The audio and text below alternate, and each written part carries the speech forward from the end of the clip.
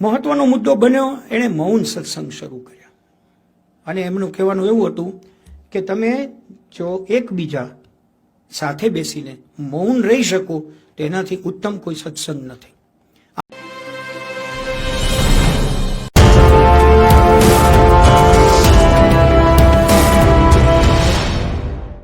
અને બહુ જાણીતી વાત જે આપણને ખ્યાલ છે કે એમને કોઈ આવીને કહ્યું કે ઓશો, આશ્રમમાં આ બધું શું ચાલે છે?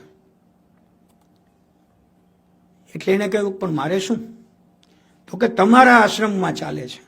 તો કે તો તમારે શું? હું મારી રીતે લડી લઈશ. He was aware about it. તમે એને વાંચો ઊંડાણથી, ઘણું સાંભળો તો ખ્યાલ આવે. એક નાનકડા પગલા માટે પણ એ અવેર હતા. પણ એમણે એવું કહ્યું કે મારી વાત સંન્યાસની છે અને સંસારમાં રહીને સંન્યાસનું ઉત્તમ શિખર પ્રાપ્ત કરી શકાય એ કહેવાની છે. ભાગવાની જરૂર નથી, કુટુંબને છોડવાની જરૂર નથી. એક વિધાન એણે એવું કહ્યું કે મનોવિજ્ઞાન એવું કહે છે કે તમારે જે આંતરિક આવેગો અથવા સંવેગોના આધારે કરવું છે એ જો તમે ન કરી શકો તો એની અસર મન ઉપર થાય છે અને તમે ધીમે ધીમે એમાં નીચે ઉતરો છો. એટલે એણે કહ્યું કોઈને ભેટવું હોય, મનથી ઈચ્છા થાય તો ભલે ને ભેટે, એમાં શું વાંધો? કોઈને ચુંબન કરવું હોય, એની ઈચ્છા થાય તો ભલે ને કરે. હા, એમનો વાક્ય, હા, જબરદસ્તી ત્યાં ન કરી શકાય. પછીનું વાક્ય, ભારતમાં આજે આ થઈ રહ્યું છે પણ જબરદસ્તીથી થઈ રહ્યું છે. એ જબરદસ્તીથી બંધ થાય એટલે હું સાહજિક રીતે શરૂ કરવાની વાત કરી રહ્યો છું. હવે તમે સમજો છો કે આ કંઈ ઝડપથી લોકોના મનમાં ઉતરે એવી કોઈ વાત નથી. વાતને બહુ મોટી કરવામાં આવી. એણે મૌન સત્સંગ શરૂ કર્યા. બુદ્ધના ધમ્મપદ ઉપર એણે પ્રવચન શ્રેણી આપી. એ નો સમંતનો આ એની બહુ જ પોપ્યુલર એવી શ્રેણી છે જે આપણે સાંભળીએ તો આપણને એમ થાય કે ઓહો, બુદ્ધને બુદ્ધ વિશે ખબર નથી, એટલી વાત ઓશોને બુદ્ધ વિશે ખબર છે. મહત્વનો મુદ્દો બન્યો, એણે મૌન સત્સંગ શરૂ કર્યા અને એમનું કહેવાનું એવું હતું કે તમે જો એકબીજા સાથે બેસીને મૌન રહી શકો તેનાથી ઉત્તમ કોઈ સત્સંગ નથી. આગળના ભાગમાં એણે કહ્યું કે નદીના કાંઠે જઈને બેસો, મૌન રહો, સામે વહેતી ખળખળ નદીને જોયા કરો, પંખીઓ ઉડતા હોય એનું ગીત સાંભળ્યા કરો અને એમાં ક્યાંક સાંભળતા સાંભળતા તમારી આંખ વીંચાઈ જાય તો એ ઉત્તમ ધ્યાન થયું ગણાશે. આ મૌન સત્સંગની વાત ખૂબ લોકોએ સ્વીકારી. 1980ની 22મી મે એક દુર્ઘટના બની અને એમના પ્રવચન દરમિયાન વિકાસ તુલે નામના એક સનાતન ધર્મવાદી એક્ટિવિસ્ટે પ્રવચન દરમિયાન એના ઉપર છરાનો ઘા કર્યો. પોલીસને આ વાતની ખબર હતી અગાઉથી. આ બન્યું ત્યારે પોલીસ ત્યાં હાજર પણ હતી, પણ છતાં એણે છરો ફેંક્યો. એને બધાએ પકડી લીધો, બહાર લઈ ગયા. ઓશોએ જાણે કશું જ બન્યું નથી એમ પોતાનું પ્રવચન ચાલુ રાખ્યું. સવારનું પ્રવચન 10 વાગે બંધ થાય એમ બરાબર 10 વાગે એને પૂરું કર્યું અને પોતે હાથ જોડી પોતાના ખંડમાં જતા રહ્યા. પછી ત્યાં આગળના કેસમાં એવું ચાલ્યું કે એ માણસને નિર્દોષ છોડી દેવામાં આવ્યો કે એને કોઈ ગુનો કર્યો નથી. અને ઓશોને પૂછ્યું ખબરપત્રીઓએ કે તમારું ખૂન કર્યું? તો ના, મારું ખૂન કરવા એ આવ્યો નહોતો, કારણ કે જો એને ખૂન કરવા માટે છરો ફેંક્યો હોત તો હું ડરી ગયો હોત અને મેં મારું પ્રવચન ત્યાં જ બંધ કર્યું હોત. હું એના છરાથી ડર્યો નથી. એટલે મને એમ લાગે છે કે એ બેટાને વિચાર આવ્યો હાલો છરાનો ઉપયોગ કરી તો કરી લીધો. તો કે એને છોડી દીધો એમાં શું લાગે છે? તો કે એના નસીબમાં છૂટી જવાનું હશે.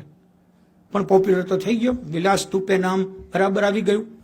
આમાંથી એક પાઠ શીખીને એમણે નક્કી કર્યું કે ભારતની અંદર જેટલી હું પ્રવૃત્તિ કરી રહ્યો છું એમાં હું બધાને આ વસ્તુ સમજાવી શકું એમ નથી.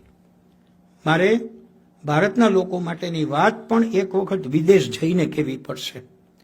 ત્યાં જઈને કહીશ તો વધુ સમજાશે. ધીમે ધીમે કરતાં એની આજુબાજુ જે બધા ભેગા થવા લાગ્યા, એણે પોતાની એક કોમ્યુન અમેરિકામાં વસાવવાની શરૂઆત કરી. બહુ મોટી સ્ટોરી છે આની, જેમાં હું ઊંડો જવા માગતો નથી. પણ મેં જે વાત કરી કે સ્વામી સત્યવેદાંત સાથે મેં દિલ્હીમાં એક સંવાદ કર્યો છે, એમાં એણે આખું ઓરેગોન કેવી રીતે બનાવ્યું. બિકોઝ ઓરેગન બનાવનારા 5 વ્યક્તિઓમાં સ્વામી સત્યવેદાંત આપણા ગુજરાતના મૂળ MS યુનિવર્સિટીના પીએચડી કરેલા અને પછી મેસેચ્યુસેટ્સમાંથી બીજું પીએચડી કરનારા, જેનું નામ વસંત જોશી, એ 5માંથી એક હતા.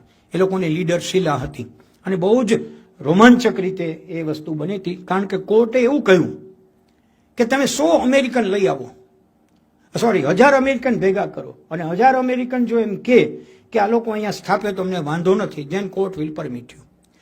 હવે કોણ આવે આવી જગ્યાએ? રજનીશપુરમ એક સાવ કાદવ્યું ફાર્મ એને લખ્યું છે, કાદવ કીચડવાળું ફાર્મ હતું, પણ એ લોકોએ મુંબઈથી ન્યૂ જર્સી બધા સ્થળેથી ધીમે ધીમે બધાને ભેગા કર્યા. કોને ભેગા કર્યા? ડાયા માણસો તો આવે નહીં આવી રીતે. એટલે રસ્તા ઉપર બેઠેલા અમેરિકાના ભિખારીઓને ભેગા કર્યા, એને બ્રેડ આપી, એને પૈસા આપ્યા, એને કીધું તમે હાલો અમારી સાથે. ધીમે ધીમે કરતા એક બસ લઈ જાય, ઓરેગોન જઈને એ બસ જાય ત્યારે એમાંથી 25 જણામાંથી 5 ઉતરી ગયા હોય. બહુ જ ઇન્ટરેસ્ટિંગ વાત છે, તમે સાંભળશો તો તમને વધુ મજા આવશે. હું અત્યારે એમાં સમય નથી કાઢતો. સ્વામી સત્યવ્રત કહેતા હતા કે એક ભાઈ પિંજરું લઈને બેઠો હતો, એટલે અમને એમ થયું કે આ બહુ સારું. એણે કીધું કે આવું, પૈસા આપો, દારૂ આપો, આપ્યું. એને કીધું કે આવું, બેસી ગયો બસમાં, અને લગભગ અડધે પહોંચવા આવ્યા ત્યાં એને કીધું જસ્ટ સ્ટોપ કરો. કેમ? તો મારું આ પંખી ના પાડે છે કે આપણે અહીંયા ન જવાય, એટલે મારે ઉતરી જવું છે.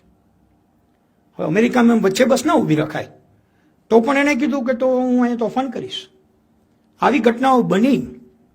એટલા બધા લોકોને ભેગા કરીને અલ્ટિમેટલી તે એપ્રોચ ધ સ્ટેટને એવું લાગ્યું કે ભાઈ આ તો આપણા ચર્ચના લોકો ચર્ચ મૂકીને ઓશોના રજનીશપુરમમાં ઢગલા થાય છે. એટલે એ વખતે રોનાલ્ડ રેગનની સરકાર હતી. રોનાલ્ડ રેગને બહુ મહેનત કરી, ઓછામાં ઓછા 200 જેટલા લોયર્સ નિમ્યા અને આ લોકોની સામે ઢગલાબંધ કેસ મૂકી દીધા. આવી પરિસ્થિતિમાં પણ ભગવાન રજનીશે અમેરિકાને કાયમી વસવાટ માટે અરજી કરી. બધાએ કહ્યું કે this is not the time, તો કે ના, this is the only time. અને મને તમને બહુ આશ્ચર્ય થાય કે એમણે અમેરિકા છોડી દીધું, અને ભારત આવ્યા પછી અમેરિકા છોડ્યાના 2 વર્ષ પછી અમેરિકાની સુપ્રીમ કોર્ટે રજનીશપુરમને કાયદેસર જાહેર કર્યું.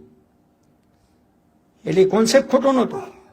વિરોધ એક જ હતો કે ધર્મ અને રાજ્ય બેને ભેગા લઈને આ વાત કરે છે, એટલે ભવિષ્યમાં રાજ્ય સામે બળવો થઈ શકે, માટે આ માણસ અહીંયા ન જોઈએ. ઘણું બધું થયું, એનામાં હું ઊંડો ઉતરતો નથી. આપણને ખ્યાલ છે કે એમણે પોતે કહેલું છે, આપણી પાસેનો વિડીયો છે કે એને ધીમું ઝેર આપવામાં આવ્યું જેલની અંદર, અને એને એકદમ નર્વસ બનાવી દેવામાં આવ્યા. એની વેઇન્સ બધી લગભગ ખલાસ થાય એવી પરિસ્થિતિમાં આવ્યા. ત્યાંથી આવીને એણે આ વાત ભારતના પત્રકારોની સામે, મીડિયાની સામે પોતે કહી છે. ત્યાંની જેલમાં શું કર્યું? 12 જેલ એને ફેરવવામાં આવ્યા, અને જેલમાં એને લઈ ગયા ત્યારે 2 હાથમાં મોટી કડીઓ, પગમાં મોટી સાંકળો સાથેને લઈ જવામાં આવ્યા. પણ હી વોઝ ઓલવેઝ હેપી. જે બનતું હતું એને હસીને સહન કરતા હતા. બહુ રજળપાટ કરી એમણે. ભારત આવ્યા પછી બહુ રજળપાટ કરી, અનેક દેશોમાં ગયા. એનો વિઝા મંજૂર થઈ જાય, એરપોર્ટ ઉપર ઉતરે અને બરાબર શહેરમાં દાખલ થવાના એક્ઝિટ ઉપર આવે એટલે કોઈને લોકી લે કે તમારો વિઝા હમણાં રદ કરવામાં આવે, પાછા જાઓ. અનેક દેશો, નાના મોટા બધા જ, એમાંથી એને પાછા ધકેલવામાં આવ્યા. એટલે પૂનાનો બીજો એપિસોડ એણે ત્યાર પછી શરૂ કર્યો, અને જે એપિસોડમાં એ બહુ જ સ્વાસ્થ્યની દ્રષ્ટિએ નબળા પડ્યા.